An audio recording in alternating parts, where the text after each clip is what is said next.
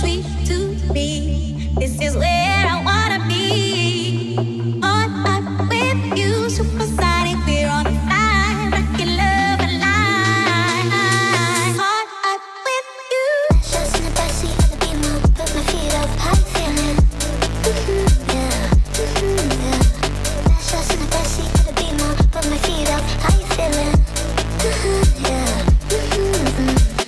Just in the backseat of the Beamer, put my feet up, how you feeling? Yeah, yeah. Just in the backseat of the Beamer, put my feet up, how you feeling? Yeah. Just in the backseat of the Beamer, put my feet up, how you feeling?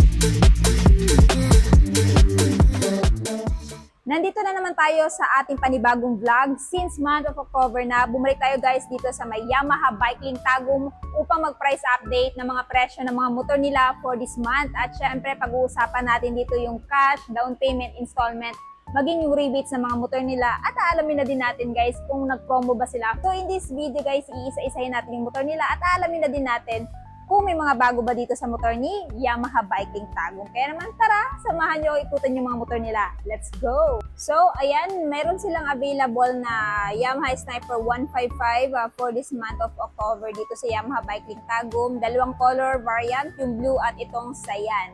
So this one guys is yung non-ABS at the same time. Kahit ganun pa man, napakaganda pa rin naman ang braking system nito. So this one guys is alam naman natin na isa sa pinakamabentang motor ni Yamaha. At syempre yung presyo niya for this month, kung if ever ito yung natitipuhan yung bilhin ngayong buwan. Of course siya po ay may presyo 124,470 pero kung gusto nyo ng hulugan, down payment is 8,000, monthly sa 3 years na 5,509 at rebates na 200. So naka-low down payment po siya ngayon kaya i-grab nyo na po yung opportunity. So if ever ito yung kukunin nyo guys, syempre makukuha nyo dito of course yung kanyang napaka-aggressive na look. Ayan, naka-LED na po yung kanyang headlight, tapos yung kanyang turn signal light, ayan, still naka-bulb type pa rin. Single disc pa rin siya, single pa, telescopic pa rin. Tapos kapag ito po yung bibilhin nyo, ayan, naka-mechanical key po siya. Yung our version kasi is naka-keyless, pero kahit na naka-mechanical key po ito, napakadali na lang man po ito. Ayan, paanda rin. No? Wala ka ng ibang pipindutin. Sasalpak mo lang yung traditional key at ayan, goods to go ka na. Tapos dito naman sa kanyang dashboard, ayan, naka-digital na din yan guys. May hazard na din. Ayan. Tapos may pass light, high beam, low beam, turn signal, horn. At syempre yung kanyang seat na napaka-astig din. Tsaka, ayan, nabagay talaga sa itsura ng motor na to. So kung gusto niyo po ng mas detailed review, ayan, check niyo lang po sa akin channel.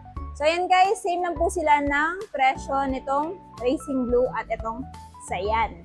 So, kung naghahanap naman po kayo ng motor na pang off-road, ayan, meron silang WR155R dito. So of course, yung kinaganda dito guys, napakalambot na suspension. Ayan, single disc na din sa likod, sa front. Naka-single disc din po siya, tapos naka-dual pat piston brake caliper. At ayan, yung kanyang body build. So napakaganda nito guys, lalong-lalo na kung yung lugar nyo is talagang rough. Highly recommend this one. This one guys is street legal din. Kaya naman kung bibilhin nyo to, pwede nyo tong ibiyahe sa city. So if ever guys interested kayo, itong si WR155R ngayon ay may presyong 180,000. Spot cash yan, down payment is 18,000 kung kukunin nyo ng hulugan. At monthly sa 3 years na 8,183 at rebates na 200. Ayan. So, ayan guys, kung gusto niyo po ng detailed review, paki-check na lang sa aking channel. Sa mga naghahanap naman ng motor na pang araw-araw, ayan, pwede pang angkas, pang delivery, ayan, meron po silang available dito guys na Yamaha MIUI 125. So, si Yamaha MIUI 125, color peach. So, ito po ngayon ay may pressure dito sa Yamaha na 77,900. Down payment is 5,000. Yung monthly sa 3 years ay 3,589 tapos rebates na 200.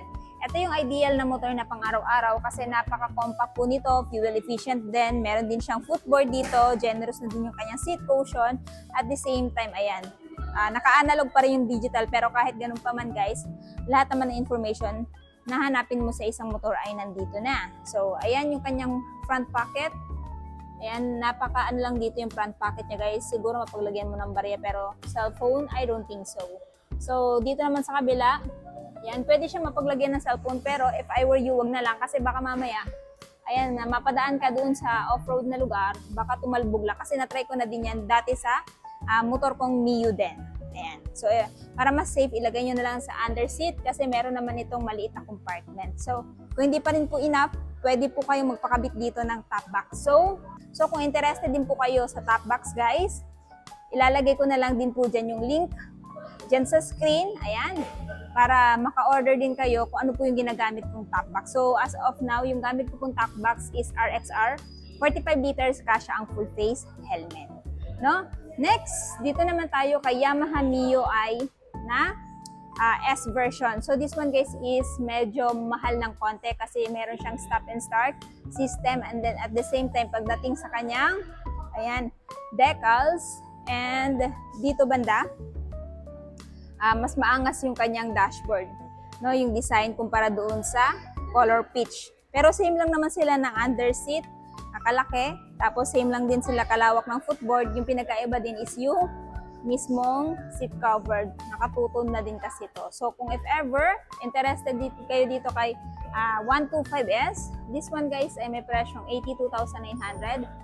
Tapos kung gusto niyo ng installment, down payment is 8,000, tapos monthly sa 3 years na 3,837 at rebates na 200. So, ayan guys, dalawang Mio yung available dito. Pero kung naghahanap kayo ng modern classic, of course, meron silang Patio. Patio guys is matte orange. Blue core hybrid na din to siya. Maganda din itong motor na to. Ayan, pang araw-araw kasi napaka-fuel efficient din ito. Tapos yung isa pa sa selling point niya guys is yung malawak niyang footboard. Ayan, tapos meron siyang dito, front pocket. Dalawa yan. Tapos meron na din itong charging port. Yun nga lang, kailangan mo pang bumili ng adapter para masaksak mo yung phone mo dito. Tapos digital na din yung kanyang instrument panel. Meron din siyang stop and start system. And of course, may malawak siyang under seat. So kung gusto niyo ng mas detailed review guys, check niyo na lang sa aking channel kasi na-review ko na din po ito. So for the meantime, dito tayo sa presyo niya. Spot cash is 93,900. Down payment is 7,000. Monthly sa 3 years ay 4,400 at rebates na 200.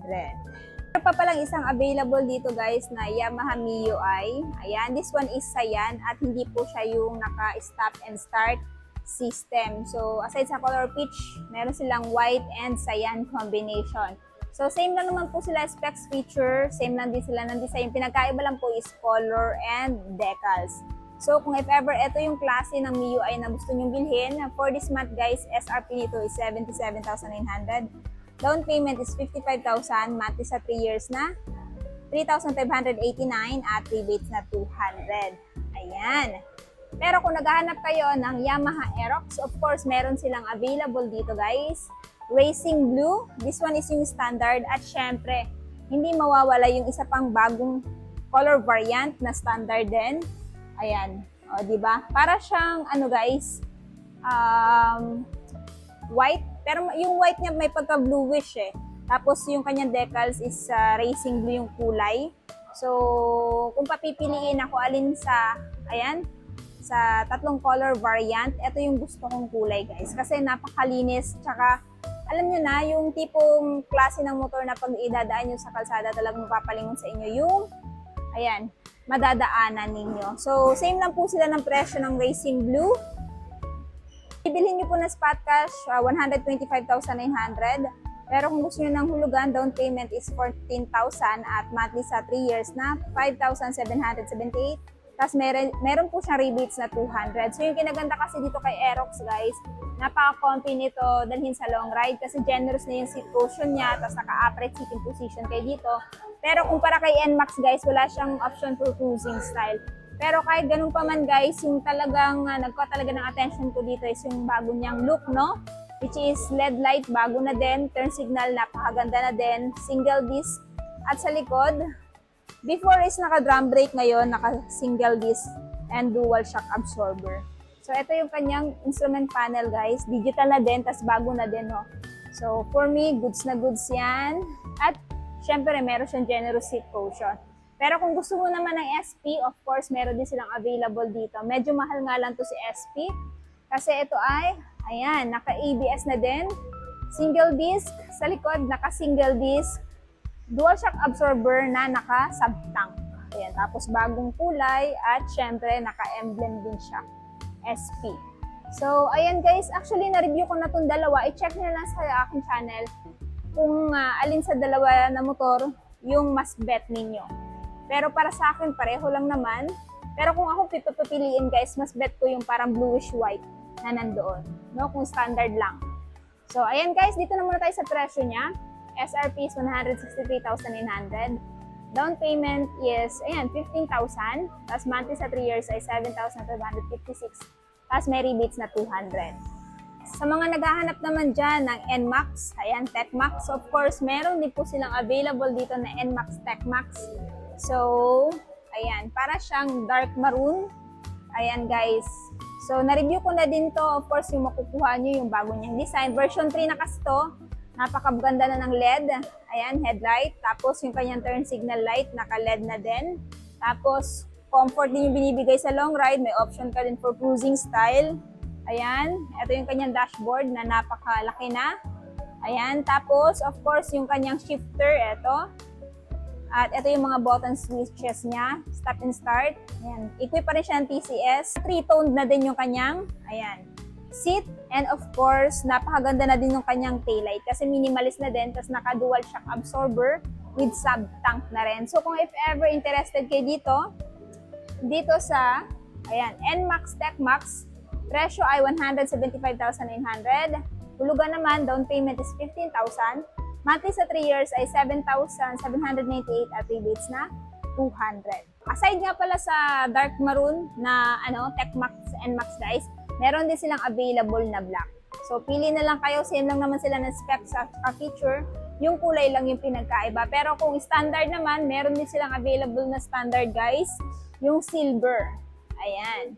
Na-review ko na din tong standard guys. So kung gusto niyo ng mas detailed review, i-check nyo lang sa akin channel. Of course, same lang naman silang ABS, meron siyang stop and start system, wala lang siyang shifter, no?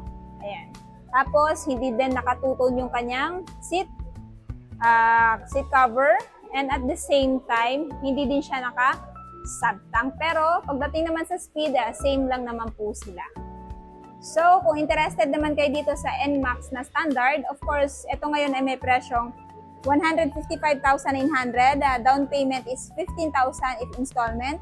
At monthly sa 3 years na 6,882 at rebates na 200. Ayan, medyo mas mura siya ng konti guys kumpara doon sa TechMax. Sa mga naghahanap naman dyan ng kuya ni NMAX, meron silang available dito na 2025. Ayan, Yamaha X-Max. So this one is 300cc. Napakaganda nito. Long ride. Philippine look kasi comfort yung binibigay nito, at the same time talagang napakaangas ng scooter na to, no?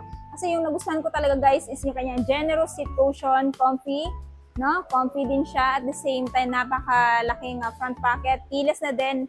Tapos napakaganda na din ang windshield niya kasi ayan, extended. Tapos malawak na dashboard. So kahit OBR mo guys, talagang magaganahan pag nakaupo dito. So this one guys, si X-Max, kung if ever bibilhin nyo, meron itong presyo ngayon na spot cash is 311,000. Payment is 50,000 kung installment. At monthly sa 3 years na 12,929. Yan yung magiging monthly kung kukunin nyo ng installment. Pero kung ayaw nyo naman, marami pa namang option mapagpipilian. Kagaya ng, ayan, 1 year, 2 years, or 3 years. So for now guys, yan po yung mga available na motor ni Yamaha ngayon. So if ever bibili ka ng motor nila, no? Meron po silang free jersey at helmet. So kung if ever interested kayo guys, ito po ay available dito sa may Yamaha Bike Link Tagum. Ayan, in front lang po siya ng Arriesgado College. So full address, ilalagay ko na lang po sa screen at description box. So ayan na nga guys, natapos na nga natin ikutan yung mga motor ni Yamaha. Alin sa mga motor na napakita ko sa video ito yung natitikuhan nyo bilhin? Paki-comment naman sa baba. At syempre, kung bago pa lang kayo sa channel ko at hindi pa nakapag-subscribe or follow, please do subscribe para ma-notify kayo once may bago tayong upload na gaya dito. And also, please follow my Facebook page and Instagram, TikTok, Langgagi. So yun guys, hanggang dito na muna tayo. Ride safe and peace out!